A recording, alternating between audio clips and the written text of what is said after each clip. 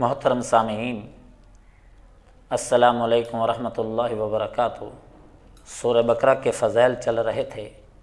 نبی کریم صلی اللہ علیہ وسلم نے ارشاد فرمایا کہ جو کوئی سورہ بقرہ اور آل عمران کو جمعہ کی رات کو پڑھے اس کو ایسا ثواب دیتے ہیں کہ لبید اور عروہ کے درمیان کی جو خلا ہے یہ پر ہو جاتی ہے۔ لبید نام ہے 7ویں زمین کا اور عروبہ نام ہے 7ویں آسمان کا، یعنی 7ویں زمین سے لے کر 7ویں آسمان تک کی درمیانی خلا اس کی ثواب سے یہ بھر جاتی ہے۔ حضرت ابو عبید نے ایک سفید ریش اہل مدینہ سے روایت کیا کہ انصار کے محلہ کے لوگ ایک دن صبح کے وقت نبی کریم صلی اللہ علیہ وسلم کی خدمت میں حاضر ہوئے اور عرض کی، یا رسول اللہ، رات کو ہمارے محلہ میں ایک عجوبہ نمودار ہوا کہ ثابت بن قیس کا سارا گھر روشن ہے، ایسے جیسے چراغوں کی روشنی سے وہ بھرا ہوا ہے۔ نبی کریم صلی اللہ علیہ وسلم نے ارشاد فرمایا کہ شاید وہ اپنے گھر کے اندر سورہ بقرہ پڑھتا ہو، اس سے پوچھو۔ چند آدمی ثابت بن قیس کے گھر گئے اور ان سے جا کر پوچھا کہ شب کو تہجد میں کیا پڑھا تھا؟ انہوں نے عرض کی کہ سورہ بقرہ۔ امام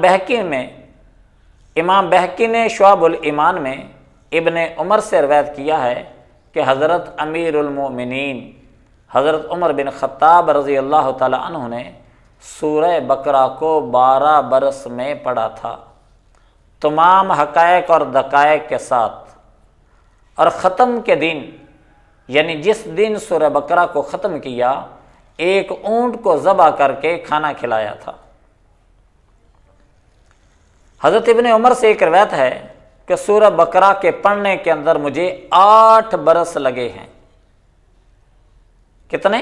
سورہ بقرہ کے پڑھنے میں کیا فرماتے ہیں؟ مجھے 8 برس لگے ہیں۔ تو خلاصہ یہ ہوا کہ یہ سورت نبی کریم صلی اللہ علیہ وسلم کے نزدیک اور صحابہ کرام رضوان اللہ علیہم اجمعین کے نزدیک بڑی عظمت اور بڑی فضیلت رکھتی تھی۔ اس کے بعد آگے ہے بسم اللہ الرحمن الرحیم، الف لام میم۔ یہ حروف مقطعات ہیں۔ بعض حضرات الف سے مراد اللہ، لام سے مراد جبرائیل، میم سے مراد محمد رسول اللہ صلی اللہ علیہ وسلم لیتے ہیں کہ یعنی یہ کتاب حق تعالی شانوں نے جبرائیل امین کے ذریعے محمد رسول اللہ صلی اللہ علیہ وسلم پر نازل فرمائی ہے۔ کچھ حضرات فرماتے ہیں کہ حروف مقطعات یہ اللہ اور اللہ کے رسول کے درمیان یہ راز کی باتیں ہیں۔ جس طریقے سے ہر زبان کے اندر کچھ کوڈ ورڈز ہوتے ہیں، اسی طریقے سے یہ عربی زبان کے اندر اللہ اور اللہ کے نبی صلی اللہ علیہ وسلم کے درمیان یہ کوڈ ورڈز ہیں، جس کا معنی اللہ اور اللہ کے رسول کو معلوم ہے، اس کے علاوہ اس کا معنی کسی اور کو معلوم نہیں ہے۔ لیکن کچھ مفسرین فرماتے ہیں کہ حروف مقطعات کی حقیقی مراد، حقیقی معنی صرف اور صرف ایک اللہ وحدہ لا شریک کو معلوم ہے، اس کے علاوہ یہ کسی اور کو معلوم نہیں ہے۔ ان حروف کو مقطعات کہنے کی وجہ یہ ہے کہ اصلی معنی تک اوروں کی رسائی نہیں ہوتی۔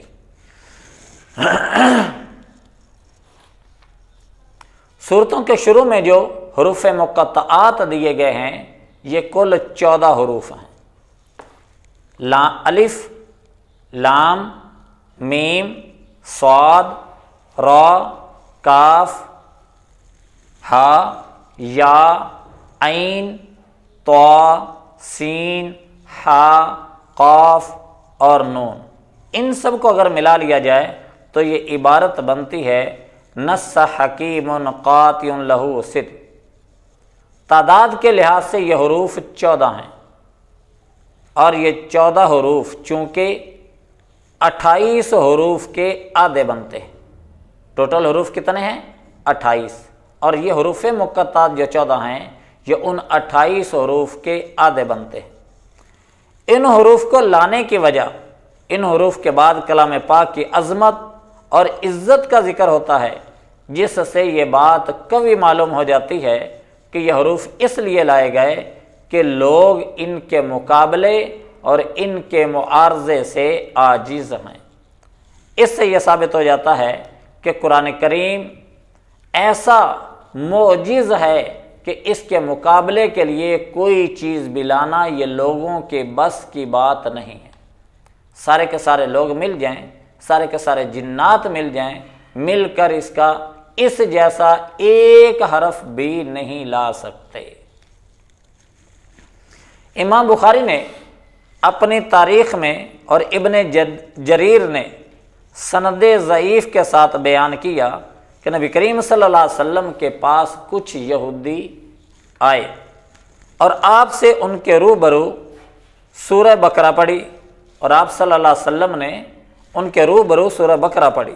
انہوں نے حساب لگا کر اور جی میں کچھ شمار کر کے کہا کہ ہم ایسے دین میں کیوں داخل ہوں جس کے راج کی مدت زیادہ سے زیادہ 71 سال بنتی ہے۔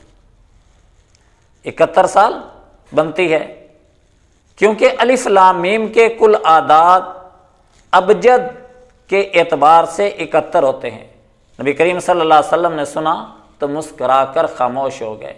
اس پر یہودیوں نے نبی کریم صلی اللہ علیہ وسلم سے عرض کی کہ اس کے علاوہ کچھ اور بھی آپ پر نازل ہوا؟ فرمایا ہاں، الف لام میم صاد، الف لام را، الف لام میم را۔